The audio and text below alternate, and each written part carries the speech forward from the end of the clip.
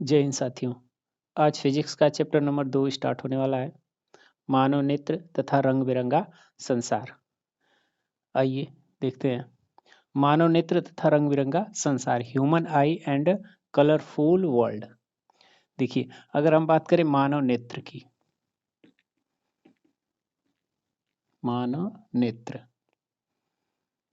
Human आई, जो आँख होती है या मानव नेत्र होता है, ये हमें देखने में मदद करती है। हमारे लिए बहुत उपयोगी ये अंग है आँख। इसके माध्यम से ही हम कलर को पहचान पाते हैं। तो हमारे लिए बहुत उपयोगी है नेत्र। ये ज्ञानेंद्रिय अंग भी है आपका। आँख, कान, नाक, त्वचा, जीभ में से ये आँख हमें देखने में मदद करती है। अगर हम आँख की संरचना की बात करें तो कुछ इस प्रकार से है। इसमें सभी भागों को हम दर्शाते हैं। सबसे बाहरी जो परत आपको दिख रहा है यहाँ पर, इसको हम लोग बोलते हैं दृढ़ पटल। क्या नाम है? दृढ़ पटल। फिर नंबर सेकेंड पे जो लेयर दिख रही है, इसको हम लोग बोलते हैं रक्तक पटल। और सबसे अंदर जो दिख रही है तीसरी पटल, उसका नाम है दृष्टि पटल। दृष्टि पटल, और इसको एक नाम से जानते हैं, रेटिना।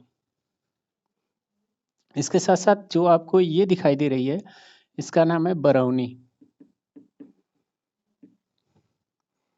और ये उसमें कुछ द्रव भरे हुए हैं, इनको हम बोलते हैं काचाभ द्रव।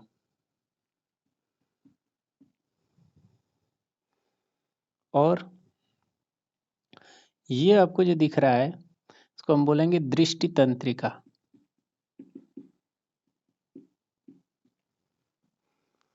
और ये जो सबसे बाहरी लेयर दिख रही है आपको, इसका नाम है कार्निया। और ये जो दिख रहा है आपको, इसको बोलते हैं आइरिस। परितारिका भी एक नाम होता है इसका। इसको कार्निया को श्वेत मंडल भी बोलते हैं। और ये जो है नेत्र लेंस है। ये जो बीच वाला भाग आपको दिख रहा है, ये पुतली है। नेत्र तारा इसको बोलते हैं। नेत्र तारा या पुतली, इंग्लिश में प्यूपिल। और इसमें भी द्रव भरा हुआ है, ठीक ना। और यहाँ पर 2 पॉइंट होते हैं, उनको हम लोग आगे कवर करेंगे। ये मानव नेत्र का चित्र था। आइए हम लोग मानव नेत्र में सभी भागों को जानते हैं, अलग अलग इनके कार्य क्या है।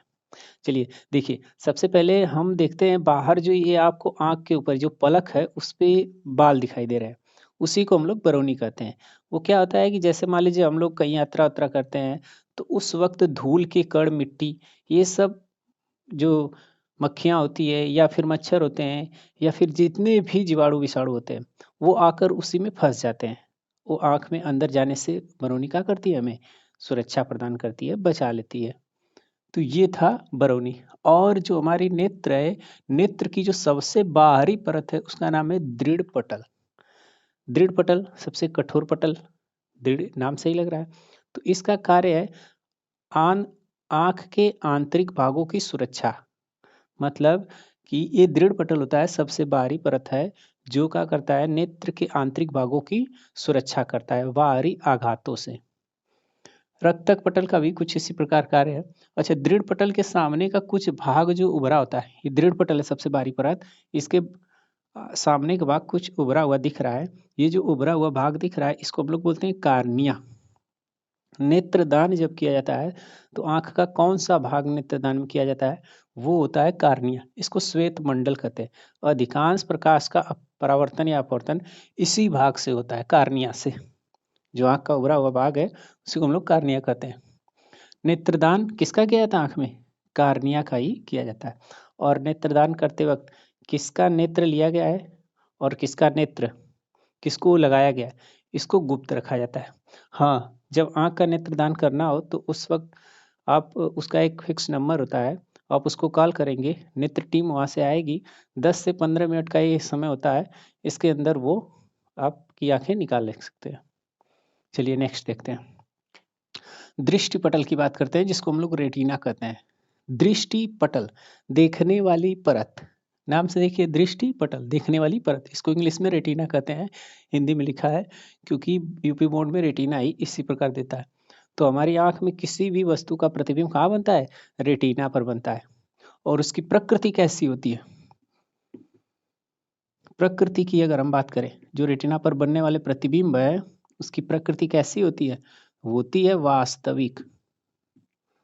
और कैसी होती है? उल्टा।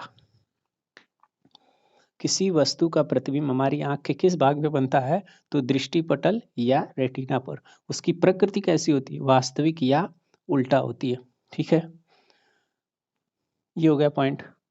अब हम बात करते हैं नेत्र लेंस की। किसी भी वस्तु का प्रतिबिंब इस नेत्र से डिसाइड होता है। कहने का मतलब हमारी आंख में जो लेंस होता है वो किसकी भांति व्यवहार करता है?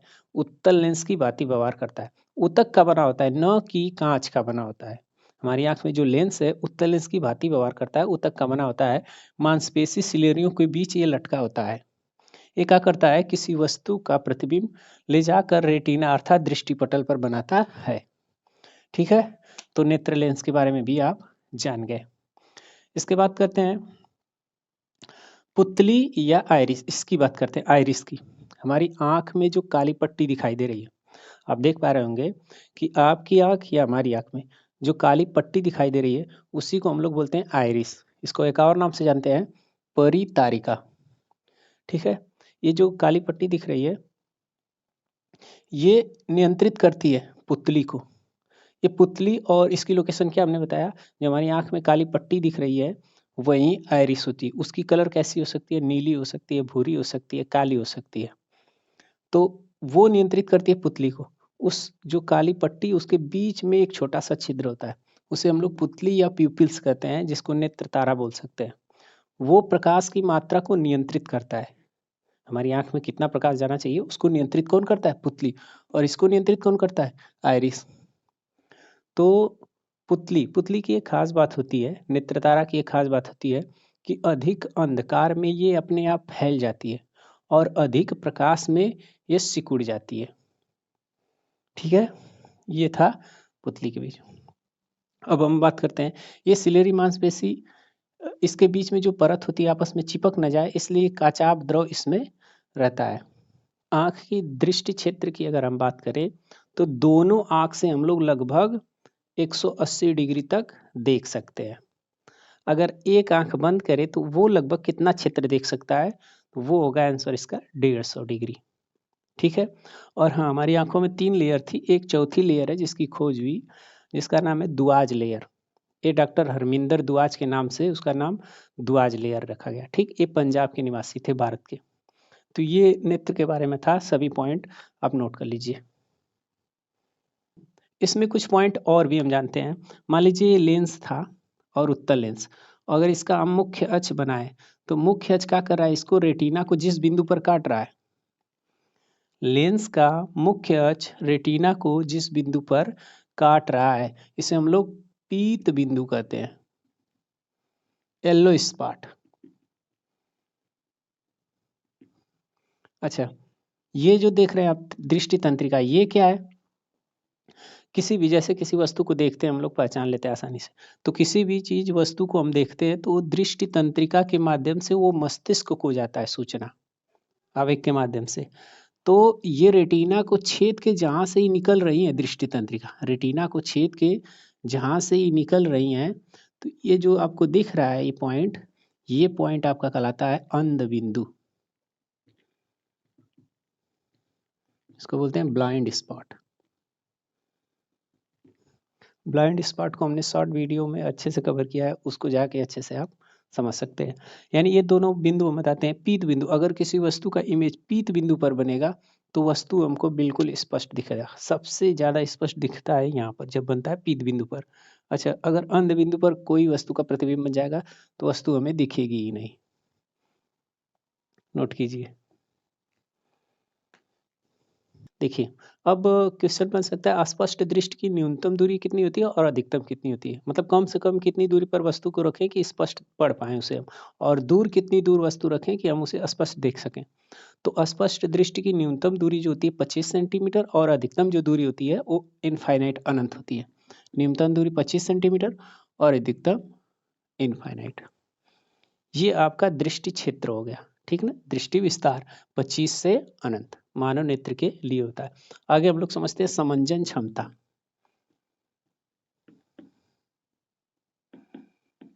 ये नेत्र की समंजन क्षमता क्या होती है? क्योंकि हम लोग जानते हैं उत्तल लेंस में कोई वस्तु है, यहाँ पर F1 होता है, यहाँ पर F2, यहाँ पर 2F1 और यहाँ होता है 2F2। अगर हम वस्तु को अनंत पर रखते हैं तो उसका प्रतिबिंब F2 पर बनता है, अनंत को यहाँ पर रखते हैं तो इनके बीच में बनता है। 2F1 पर रखते हैं तो 2F2 पर बनता है, यहाँ रखते हैं तो कुछ दूरी पर बनता है, F1 पर रखते हैं तो अनंत पर बनता है, F1 और O के बीच रखते हैं तो इसका प्रतिबिंब इस साइड बन जाता है। यानी कि वस्तु की स्थिति के आधार पर इस लेंस द्वारा इधर प्रतिबिंब बनता है।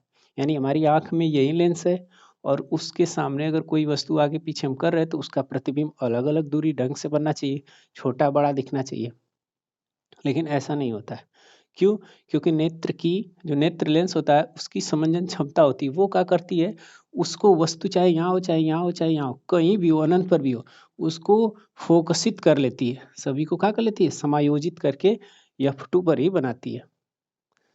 तो नेत्र की वह क्षमता जिसके कारण वस्तु की प्रत्येक स्थितियों में, हर स्थिति में अपने फोकस दूरी को समायोजित करके रेटिना पर ही प्रतिबिंब बनाए, वो कहलाती है नेत्र लेंस की समंजन क्षमता।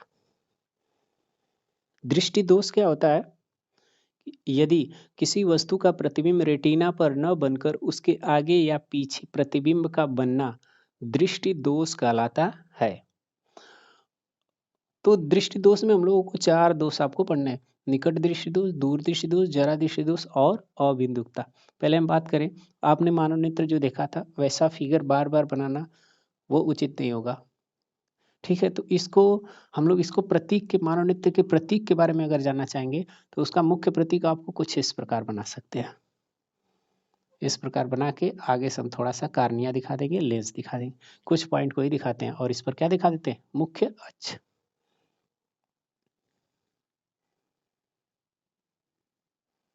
नेत्र गोलक बनाते हैं, फिर इधर कार्निया दिखा देते हैं और इसके साथ इसमें नेत्र लेंस और मुख्य अक्ष।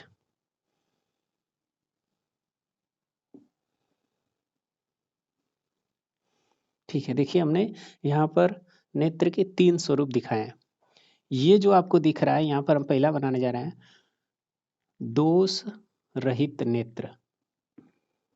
दोष रहित नेत्र ये है दोष युक्त है, दोष युक्त नेत्र होगा। आगे समझ में आएगा कि 3 नेत्र हमने क्यों बनाया। ये निवारण हेतु आवश्यक लेंस।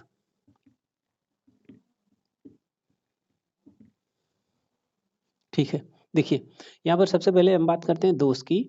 तो हमने बताया कि कोई भी वस्तु है, मान लीजिए ऑब्जेक्ट है यहाँ पर, और इसका प्रतिबिंब अगर आपको बनाना है तो 2 किरणें कम से कम लेनी होगी, और मुख्य अक्ष के समांतर 2 किरणें अगर जा रही है, ऑब्जेक्ट है, तो ये कहाँ होगी, मुख्य अक्ष के समांतर जाने वाली कहाँ पर जाएगी, F पर, और यहाँ पर F पर। और हमने बताया किसी वस्तु, ये इमेज बन गया, और किसी वस्तु का प्रतिबिंब कहाँ पर बनता है, ये होता है रेटिना। रेटिना को R से हम दर्शाएंगे, ठीक है। किसी वस्तु का प्रतिबिंब कहाँ बन रहा है, रेटिना पर। और मान लीजिए रेटिना को हम R से दर्शाते हैं, यहाँ दिखा देना। कोई वस्तु था, मुख्य से समांतर कोई किरण आ रही थी, अपवर्तन के बाद लेंस ई आगे बन जाए या तो ई कहाँ बन जाए, पीछे बन जाए, तो उसे हम लोग क्या कहेंगे, दोष कह देंगे। देखो ये रेटिना था, किसी वस्तु का प्रतिबिंब, ये ऑब्जेक्ट है, इसका इमेज जो बनना चाहिए वो रेटिना पर बनना चाहिए। अगर इस रेटिना से आगे बन जाएगा तो निकट दृष्टि दोष हो जाएगा, इस रेटिना से दूर बन जाएगा तो दूर दृष्टि दोष हो जाएगा। देखिए हमने यहाँ पर आगे बनाया, ये कौन सा दोष हो गया, निकट दृष्टि दोष। फिर से समझिए, ये दोष रहित नेत्र है, मतलब इसमें कोई दोष नहीं है, तब उसका प्रतिबिंब कहाँ बन रहा था, रेटिना पर। ये दोष युक्त नेत्र है, और कौन सा दोष है इसमें, निकट दृष्टि दोष। चलिए निकट दृष्टि दोष के बारे में पढ़ते हैं। निकट दृष्टि दोष में निकट की वस्तु स्पष्ट दिखेगी लेकिन दूर की वस्तु स्पष्ट नहीं दिखेगी।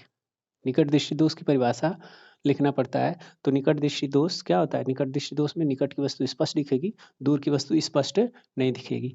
इसमें होता क्या है, इसका कारण क्या है? कारण नेत्र गोलक था, ये वक्रता त्रिज्या या बोल सकते हैं। तो ये नेत्र गोलक है, अगर ये चपटा हो जाएगा, आगे हो जाएगा तो ये दूर बिंदु बन जाएगा।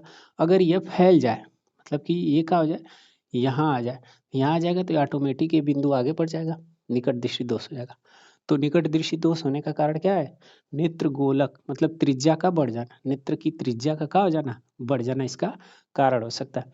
और ये दोष युक्त, जब नेत्र में दोष हो जाता है निकट का, उसके लिए इमेज है, यहाँ इमेज बन रहा है और रेटिना आपका यहाँ पर है।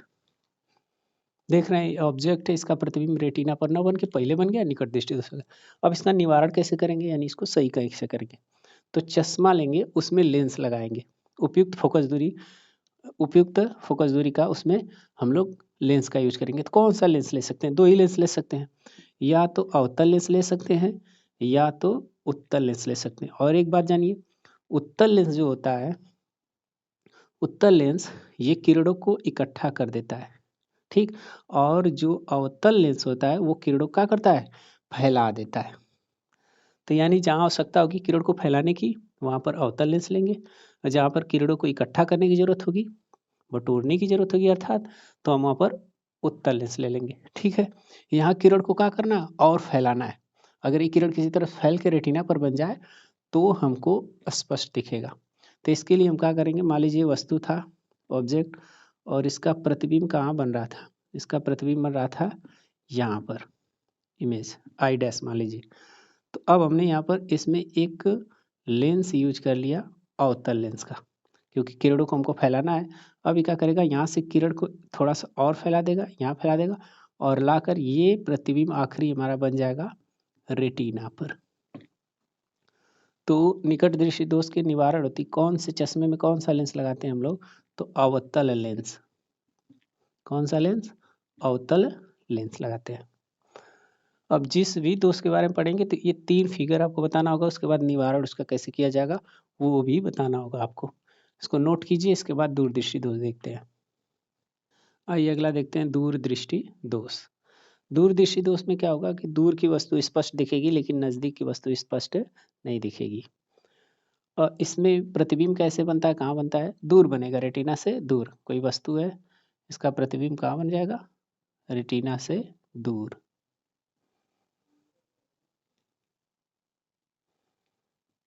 ये इमेज बन गया, ये ऑब्जेक्ट है, और रेटिना रहा यहाँ पर। देख लीजिए किसी वस्तु का प्रतिबिंब रेटिना से क्या हो जाएगा, दूर बनने लगे तो दूर दृष्टि दोष हो जाएगा। और दूर दृष्टि दोष में दूर बन रहा है तो दूर की वस्तु स्पष्ट दिखेगी, नजदीक की स्पष्ट नहीं दिखेगी। इसके निवारण के लिए हम क्या करेंगे, जैसे यहाँ पर ये वस्तु था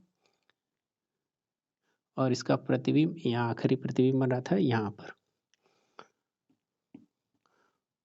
और इसको हमको बनाना है यहाँ रेटिना पर। तो किरणों को क्या करना और बटोरना है, तो इसके लिए हम क्या करेंगे, उत्तल लेंस का यूज कर देंगे। ये किरण को यहाँ से थोड़ा सा और कट करेगा, इकट्ठा करेगा, और ये लिया है कि आखिरी प्रतिबिंब कहाँ बना देगा, रेटिना पर। यहाँ पर आई डैश था, यहाँ आखिरी प्रतिबिंब आई है।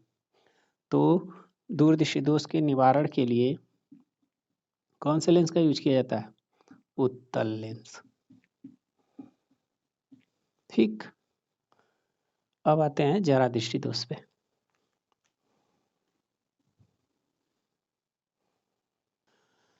देखिए जरा दृष्टि दोष जो होता है वृद्ध व्यक्तियों में होता है। वृद्ध व्यक्ति जैसे जैसे उम्र बढ़ती जाती है उसमें मांसपेशियां जो है शिथिल पड़ती जाती है, जिसके कारण नेत्र की जो निकट बिंदु है वो दूर बिंदु पर हो जाता है, यानी दूर हो जाता है, निकट बिंदु दूर हो जाता है जिसे हम लोग जरा दृष्टि दोष कहते हैं। और जरा दृष्टि दोष के निवारण के हम लोग क्या करते हैं, उत्तल लेंस का यूज करते हैं। अच्छा, कभी कभी क्या होता है कि व्यक्तियों में दोनों दोष एक साथ हो जाता है, मतलब नजदीक की वस्तु नहीं दिखती और दूर की भी वस्तु नहीं दिखती, यानी उसमें निकट दृष्टि दोष और दूर दृष्टि दोष दोनों हो जाता है। तो हम लोग उसके लिए द्विफोकसी लेंस का यूज करते हैं। द्विफोकसी लेंस में जो चश्मा होता है उसमें जो ऊपर वाला भाग होता है इसमें हम लोग लगाते हैं अवतल लेंस, और जो नीचे वाला भाग होता है उसमें हम लगाते हैं उत्तल लेंस। ये था जरा दृष्टि दोष। अब बात करते हैं अबिंदुकता में। अबिंदुकता में नेत्र में ये दोष होने के कारण कोई भी व्यक्ति ऊर्ध्वाधर या क्षैतिज लाइन को एक साथ नहीं पहचान पाता है, या तो ये वर्टिकल लाइन या तो हॉरिजॉन्टल लाइन, ये अलग अलग समय में इनको देख सकता है, एक ही समय में इन दोनों स्थितियों को नहीं स्पष्ट कर पाता है। देखिए यहाँ पर जो निकट दृष्टि दोष है इसको हम लोग मायोपिया के नाम से जानते हैं, एक और नाम है इसका मायोपिया। और दूर दृष्टि दोष है इसको हाइपरमेट्रोपिया, इसको इंग्लिश में भी यही बोलते हैं, हाइपरमेट्रोपिया। देखिए होता क्या है, निकट दृष्टि दोष, इसके निवारण के लिए हम लोग किसका यूज कर रहे थे, इसके निवारण के लिए किसका यूज किए, इसका निवारण के लिए इसका किसका कौन सा लेंस का यूज किए। निकट दृष्टि दोष के लिए हम लोग क्या करते हैं, अवतल लेंस, और इसके लिए उत्तल लेंस, और इसके लिए भी उत्तल लेंस। और जब दोनों मतलब दोनों दोष हो जाए, निकट और दूर, तो उसके लिए अवतल और उत्तल, जिसमें ऊपर होगा अवतल और नीचे जो होगा वो क्या होगा, उत्तल। अबिंदुकता, अबिंदुकते वाले में इसमें क्या होता है, हम लोग जो डमरू के आकार का होता है चश्मा, उसका हम लोग यूज करते हैं। अबिंदु प्रिज्म से प्रकाश का अपवर्तन, प्रिज्म कुछ इस प्रकार होता है, क्या हमने बताया, ये प्रिज्म है,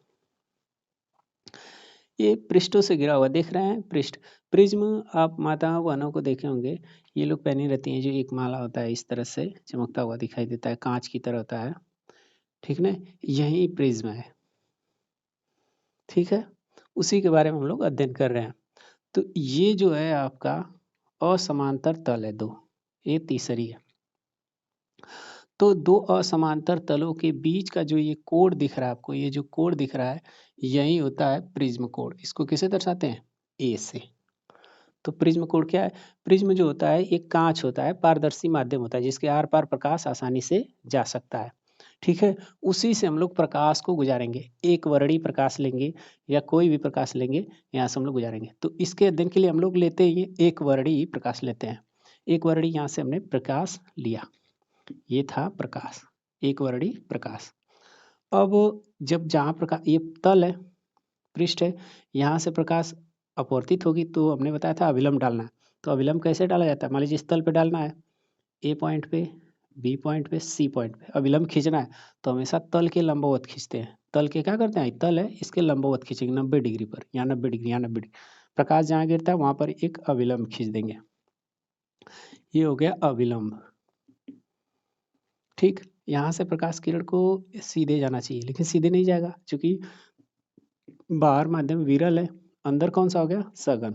जब प्रकाश किरण सघन से विरल से सघन में जाती है तो अभिलंब की ओर झुकती है, अभिलंब की ओर झुक जाएगी, देख लीजिए।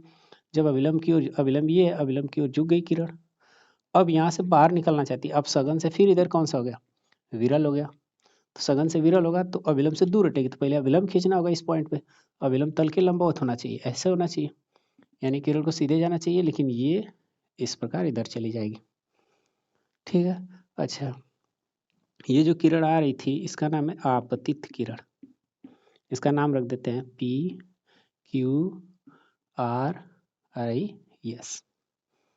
ठीक है। तो ये था जो आपको PQ दिख रहा है वो आपतित किरण है, और QR जो दिख रहा है ये अपवर्तित किरण है,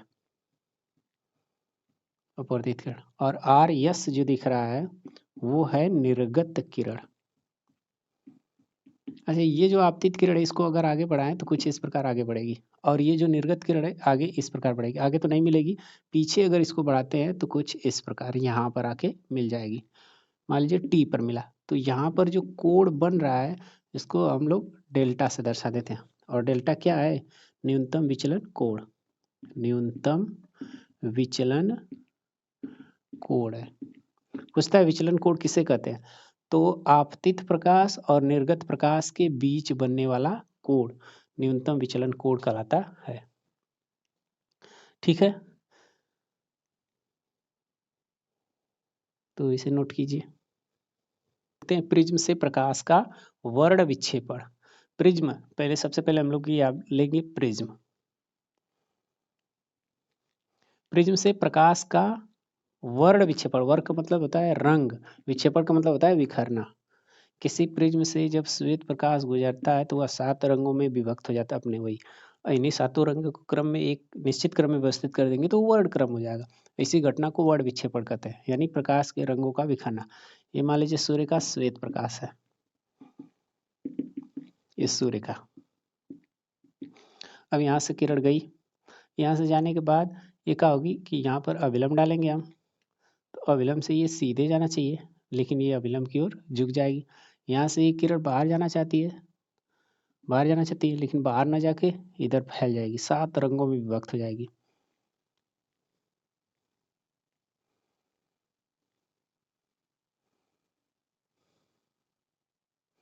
अब इसका नाम कुछ इस प्रकार याद रख सकते हैं, विप ग्योर से।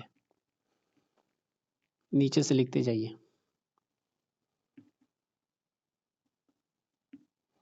आर से होता है रेड, ओ से होता है ऑरेंज, वाई से होता है येलो, जी से होता है ग्रीन, बी से ब्लू, इंडिगो, वायलेट। रेड का मतलब हुआ लाल, ऑरेंज का मतलब हुआ नारंगी, येलो का मतलब हुआ पीला, ग्रीन का मतलब हुआ हरा, ब्लू का मतलब हुआ नीला, इंडिगो का मतलब हुआ आसमानी, और वायलेट का मतलब हुआ बैगनी। अच्छा, यहाँ पर आपतित प्रकाश किरण, आपतित और अभिलंब के बीच जो कोण बनता है, आप लोग यहाँ पर आई बोल सकते हैं, और यहाँ अपवर्तित किरण और अभिलंब के बीच बनता है जो आर दिखा सकते हैं। इस किरण को पीछे बढ़ाएंगे तो विचलन कोण मिल जाएगा। चलिए, जब सूर्य का श्वेत प्रकाश किसी प्रिज्म से गुजरता है तो वे अपने अवयवी रंगों में विभक्त हो जाता है। प्रकाश की इस घटना को कहते हैं वर्ण विक्षेपण। हाई जो अवयवी रंग में बिखरा है, इनके एक क्रम को हम कहेंगे वर्ण क्रम, रंगों का क्रम। अब इसमें से बहुत महत्वपूर्ण क्वेश्चन बनते हैं, जितने भी क्वेश्चन है सब इसमें हम टोटल पूछ लेते हैं। देखिए, पूछेगा किस रंग की तरंग दैर्ध्य सबसे ज्यादा होती है, किस रंग की तरंग दैर्ध्य सबसे ज्यादा होती है। अगर हम आपसे पूछे तो क्या बताएंगे, रेड की तरंग दैर्ध्य सबसे ज्यादा होती है। और जिसकी तरंग दैर्ध्य सबसे ज्यादा होगी उसकी जो आवृत्ति होगी वो क्या होगी, सबसे कम होगी। रेड की सबसे ज्यादा तरंग दैर्ध्य है तो इसकी आवृत्ति क्या होगी, सबसे कम होगी। तो इसमें किस रंग की तरंग दैर्ध्य सबसे ज्यादा होती है, तो रेड की। और सबसे कम किसकी होगी, लाल की सबसे ज्यादा होगी तो इसकी सबसे कम, बाकी रंगों की इनके बीच में होगी। लाल रंग की तरंग दैर्ध्य सबसे ज्यादा, बैगनी रंग की तरंग दैर्ध्य सबसे कम। आवृत्ति की बात करें हम तो इसकी सबसे ज्यादा होगी और इसकी सबसे क्या होगी, कम होगी। आधार से सबसे नजदीक रंग कौन सा है, बैगनी, और सबसे दूर कौन सा है, रेड। विचलित मतलब यहाँ पर विचलन कोण सबसे ज्यादा किसका होगा और किसका सबसे अधिक और सबसे कम किसका होगा। तो देखिए, अपने मार्ग से विचलित सबसे ज्यादा कौन हुई है, ये हुई। हाई तो यहाँ जाना चाहिए सीधे किरण को, इधर थोड़ा सा विचलित हो गई, ये और विचलित हुई। सबसे ज्यादा कौन विचलित हुई है, वैलेट यानी बैगनी। किस रंग का विचलन सबसे ज्यादा होता है तो बैगनी, और किसका विचलन सबसे कम होता है तो लाल रंग का। ठीक है, ये महत्वपूर्ण क्वेश्चन पूछता है आपसे, नोट कीजिए। आइए नेक्स्ट बात करते हैं इंद्रधनुष का, रेनबो का। इंद्रधनुष क्या होता है, वर्षा के पश्चात आसमान में कुछ बूंदें लटकी हुई होती है। वर्षा के पश्चात आसमान में कुछ बूंदें लटकी होती है, जिनसे प्रकाश जब गुजरता है तो प्रकाश वर्ण विक्षेपित हो जाता है, यानी कई रंगों की एक पट्टी दिखाई देती है, जिसे हम लोग कहते हैं इंद्रधनुष। यानी ये मान लीजिए वर्षा की बूंद है आसमान में लटकी हुई, वर्षा की बूंद, ठीक। और जब सूर्य का श्वेत प्रकाश यहाँ से आता है तो क्या होता है कि यहाँ पर माध्यम ये बूंद है तो सघन हो गया, विरल है, प्रकाश जाएगी तो ये अपवर्तित हो जाएगी। ये सबसे जो नीचे होता है और आई सबसे ऊपर, दो ही रंग को दिखा रहे हैं, ठीक। तो ऊपर जो हुआ है रेड है और नीचे कौन है, वैलेट। अब ये क्या होगा, ये बाहर आएंगी और ये किरणें बाहर होगी। इसको हम लोग किसी पर्दे पर या प्राप्त कर सकते हैं या आसमान में दिखाई दे सकता है। ये आपका रेड था और ये कौन सा था, वैलेट था। 7 रंगों की पट्टी दिखाई देती। और कुछ खास बात, जब इंद्रधनुष बनता है तो हमेशा सूर्य के विपरीत बनेगा, यानी इंद्रधनुष हमेशा सूर्य के विपरीत होता है। सूर्य की तरफ आप मुंह करके देखेंगे तो आपकी पीठ की तरफ इंद्रधनुष बनेगा, अर्थात सुबह है तो पश्चिम की साइड बनेगा, और शाम है तो पूर्व साइड में इंद्रधनुष बनेगा। दोपहर है तो इंद्रधनुष आप नहीं देख सकते, इसका इंद्रधनुष, ठीक है। नोट कीजिए। आइए नेक्स्ट बात करते हैं अग्रिम सूर्योदय एवं विलंबित सूर्यास्त। यानी कि पहले ही सूर्योदय हो जाता है और लेट सूर्यास्त, मतलब ऐसी स्थिति आपको देखती है। आइए देखते हैं क्या मामला है। मान लीजिए पृथ्वी है, ठीक, और पृथ्वी पर अगर कोई व्यक्ति यहाँ पर खड़ा है तो उसका क्षैतिज घटक कुछ इस प्रकार होगा। क्षैतिज घटक का मतलब कि वो जहाँ तक देख सके दूरी, ठीक ना, ये पूरा कवर नहीं कर सकता है, ये क्षैतिज घटक है उसका, ये क्षैतिज घटक है, हॉरिजॉन्टल लाइन, ठीक, क्षैतिज। अच्छा, क्षैतिज अगर मान लीजिए कोई वस्तु यहाँ है तो उसको नहीं देख पाएगा, जब तक क्षैतिज लाइन के ऊपर ना आ जाए वस्तु को नहीं देख सकता। तो जब सूर्य यहाँ होता है, सन, तो होता क्या है कि प्रकाश किरणें यहाँ से जाती है और यहाँ पर वायुमंडल के कण हैं छोटे छोटे, तो माध्यम परिवर्तित होते रहते हैं। और माध्यम परिवर्तित होगा तो सघन और विरल माध्यम परिवर्तित होंगे, और जब सघन माध्यम परिवर्तित होंगे तो उसके साथ साथ प्रकाश किरणें मुड़ेगी। तो जैसे जैसे ये किरणें जाती है कुछ इस प्रकार होती जाती है, मुड़ती जाती है, यहाँ से गई ये किरण तो इस प्रकार हो जाती है। और प्रतिबिंब हमेशा बनाने के लिए हम किरणों को क्या करते हैं, पीछे ले जाते हैं, तो इसका प्रतिबिंब आखिरी यहाँ बनता है।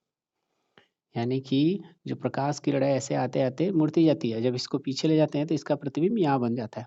यानी यहाँ से सूर्य आपको दिखता है, यहाँ वास्तव में यहाँ है लेकिन सूर्य यहाँ दिखेगा, ये 2 मिनट पहले आपको दिख जाता है। ये जो 2 मिनट पहले आप देखते हैं ये होता है आभासी, ठीक है, वास्तव में तो ये नीचे होता है 2 मिनट पहले। और होता क्या है कि जब सूर्य यहाँ आ जाता है फिर भी हम लोग देखते रहते हैं, क्यों, क्योंकि ये इसका प्रकाश जाएगा तो कुछ इस प्रकार, और इसके प्रतिबिंब को देखे कहाँ बन रहा है, पीछे करेंगे तो इसका यहाँ पर बन रहा है, यस यस डैश मान लीजिए, यस यस डैश मान लीजिए, तो आखिरी प्रतिबिंब यहाँ बन रहा है। ये इसमें भी जो अंतर होता है वो 2 मिनट का ही होता है। यानी सूर्य यहाँ पर है और आप देख पा रहे हैं विलंबित, यानी ये 2 मिनट पहले का सूर्य है, अस्त हो चुका है लेकिन 2 मिनट पहले तक दिख रहा है, अभी नीचे उदय नहीं हुआ है फिर भी आप 2 मिनट पहले ही देख रहे हैं, ठीक है। तो ये मामला था अग्रिम सूर्योदय एवं विलंबित सूर्यास्त का। कुल कई मिनट का फासला हो गया, 4 मिनट का, नोट कीजिए। आइए दोस्त नेक्स्ट बात करते हैं तारों का आभासी स्थिति। तारों की आभासी स्थिति क्या होती है कि तारे जहाँ होते हैं वास्तविक स्थिति से कुछ ऊपर उठे हुए प्रतीत होते हैं। यानी कहने का मतलब है, मान लीजिए यहाँ पर तारा है, ठीक है, और ये पृथ्वी है, ठीक है, यहाँ पर कोई व्यक्ति है खड़ा होकर देख रहा है, तो ये जैसे जैसे नीचे प्रकाश की किरण आती जाती है माध्यम परिवर्तित होते रहेंगे, और जिसके कारण मतलब सघन होता जाता है, जैसे जैसे नीचे आएंगे सघनता बढ़ती जाती है, कणों की सघन माध्यम होता जाता है। तो प्रकाश की किरण मान लीजिए यहाँ से चली यहाँ, तो जैसे ही चली, अब ये कई मंडलों में बटा हुआ है, तो प्रकाश किरण जैसे ही आई अब माध्यम चेंज हो गया, तो अविलंब अगर यहाँ खींचेंगे तो फिर ये इधर घूमेगा, फिर यहाँ अविलंब खींचेंगे तो फिर इधर घूमेगा, फिर अविलंब खींचेंगे तो फिर यहाँ आएगा, ठीक है, फिर यहाँ पहुँचेगा, फिर अविलंब खींचेंगे तो इधर आएगा। इस तरह से हम लोग यहाँ पर व्यक्ति को यहाँ बिठाते हैं, ये आँख पर पहुँचता है और इसका आखिरी प्रतिबिंब हम देखें तो कुछ इस प्रकार बनता है यहाँ पर, ठीक है। तो ये हो गई आभासी स्थिति, आभासी स्थिति तारे की। वास्तव में यहाँ पर है तारा और दिख रहा है यहाँ पर, क्यों, वायुमंडल में अपवर्तन के कारण बार बार अपवर्तन होता रहता है प्रकाश का, इसलिए उसकी स्थिति बदल जाती है, कुछ उठी हुई प्रतीत होती है। और तारे का टिमटिमाना भी यही कारण है, वायुमंडलीय अपवर्तन के कारण। वायुमंडल में प्रकाश का बार बार अपवर्तन होने के कारण हमें तारे टिमटिमाते हुए नजर आते हैं, ठीक है। आइए प्रकाश का प्रकीर्णन देखते हैं, स्कैटरिंग ऑफ लाइट। प्रकाश का प्रकीर्णन क्या होता है, मान लीजिए ये पृथ्वी है, पृथ्वी, और इसमें कई मंडल बटा हुआ है, और यहाँ पर सूर्य है, सन। यहाँ से प्रकाश किरणें आएंगी, बहुत सारी किरणें, यहाँ पर बहुत सारे कण भी हैं, वायुमंडल में बहुत सारे कण हैं। तो जब पृथ्वी पर पहुँचने से पहले ये सूर्य का प्रकाश पृथ्वी तक पहुँचने से पहले इन वायुमंडल में उपस्थित कणों से होकर गुजरता है, तो इन कणों के द्वारा वो अवशोषित कर लिया जाता है। इन कणों द्वारा क्या होता है, अवशोषित, यानी सूर्य का प्रकाश 7 रंगों से बना होता है, उन सभी रंगों को क्या कर लेता है, अवशोषित, वायुमंडल के जो कण होते हैं अवशोषित कर लेते हैं, अवशोषित करके पुनः विशेष रंग का अर्थात नीले रंग का उत्सर्जन करते हैं, और नीले रंग का उत्सर्जन करेंगे तो प्रकाश की इस घटना को हम कहेंगे प्रकाश का प्रकीर्णन। सूर्य की प्रकाश जब वायुमंडल के कणों से गुजरती है तो उनके द्वारा अवशोषित कर ली जाती है एवं तुरंत विशेष रंग का उत्सर्जन किया जाता है, जिस घटना को हम प्रकाश का प्रकीर्णन कहते हैं। प्रकाश के प्रकीर्णन मतलब रंग से संबंधित जितना घटना आपको समझ में आए वो सब प्रकीर्णन संबंधित रहेगा। आसमान का नीला दिखना, आसमान नीला क्यों दिखता है? प्रकाश के प्रकीर्णन के कारण। यही कारण है सभी कण द्वारा अवशोषित करके विशेष रंग यानी नीले रंग का उत्सर्जन होगा तो नीला दिखाई देगा। यहीं पृथ्वी से देख रहे हैं तब आसमान में चले जाएंगे, मतलब उससे ऊपर चले जाएंगे अंतरिक्ष में, तो वहाँ से आपको आसमान जो है काला दिखाई देगा। ठीक है, तो हम यहाँ इसके बाद कुछ होमवर्क दे देते हैं। ये पाठ समाप्त। बोर्ड पे आपको होमवर्क दिख रहे हैं, इसे आप प्रयास कीजिएगा। न समझ में आएगा तो कमेंट कीजिएगा। Thank you.